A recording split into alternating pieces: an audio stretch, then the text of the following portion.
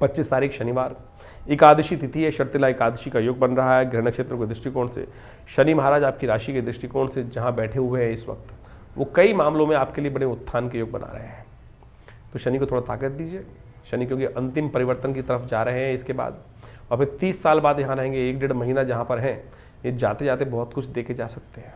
और देव कृपा से शनिवार के दिन एकादशी का योग बन गया है, तो भगवान विष्णु का सुंदर अभिषेक यदि तिल थोड़ा सा डालकर और खासतौर पर गंगा जल लेकर यदि उससे भगवान शालिग्राम जी का अभिषेक करें, इसका बहुत विधान भी है शास्त्र के अंदर। कहा जाता है कि शर्तिला एकादशी हमारे यहाँ शास्त्रों में, पुराणों में, जो विष्णु पुराण में वर्णित की गई है, उसका अद्भुत महत्व है। भगवान विष्णु की सुंदर उपासना का अवसर। तिल देखते हैं ना आप लोग, भगवान विष्णु की किसी पूजा में तिल नहीं विशेष तौर पर चावल नहीं चढ़ते हैं। अक्षत जो है वो चढ़ाने निषेध कहे गए हैं, लेकिन उसका उपयोग करने के बजाय शास्त्र में कहा गया है तिल का उपयोग किया जाना चाहिए। और पुराणों के अनुसार से तिल की उत्पत्ति भगवान विष्णु के त्वचा से ही हुई है। और ये जो विशेष तौर पर तिल जो है समस्त प्रकार की आरोग्यता को प्रदान करने वाला है। शर्तिला एकादशी के दिन शास्त्रों में कहा गया है, यदि हिमाद्री ग्रंथ को आप पढ़ें तो उसके अंदर कहा गया है कि इस दिन माघ मास के कृष्ण पक्ष की जो एकादशी होती है, वो सब प्रकार से स्नान कर भगवान कृष्ण की पूजा करके उनके 100 मंत्र को 108 बार या 11 बार या 8 बार या 28 बार जप कर आप अनेक प्रकार से माँ भगवान की को प्रसन्नता प्राप्त कर सकते हैं, उनका आशीर्वाद प्राप्त कर सकते हैं। इस दिन उपवास रखने का सुंदर वर्णन शास्त्र में मिलता है।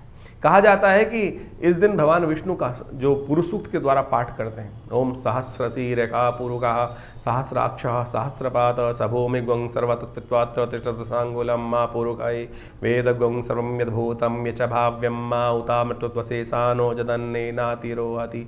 इस प्रकार से पुरुष सूक्त के जो सुंदर पाठ को श्रवण कर भगवान का षोडशोपचार जो पूजन करें, तिल का द्वारा भगवान का स्नान कराएं। तिल के ही 6 प्रकार के प्रयोग शास्त्र में वर्णित हैं। छठ तिला एकादशी, ये तिल के जो 6 प्रकार के प्रयोग शास्त्र में वर्णित हैं, यानी तिल के द्वारा जल से स्नान करना, पिसे हुए तिल का उपटन भी लगाना, तिल के द्वारा हवन करना, तिल के द्वारा ही तिल मिला हुआ जल जो होता है वो पानी उसका सेवन करना, तिल का दान करना, और विशेष तौर पे तिल के बने हुए मेवे जो मिठाई इत्यादि हैं उनका प्रसाद, उनका भोग भगवान को लगाना, प्रसाद स्वयं ग्रहण करना। देखिए तिल जो अपने आप में जो है, हमने जैसा कहा कि भगवान विष्णु के शरीर से उत्पन्न हुआ है, उनकी त्वचा से उत्पन्न हुआ है, और इम्यूनिटी को बूस्ट करने भगवान विष्णु जो हैं वो पालक हैं।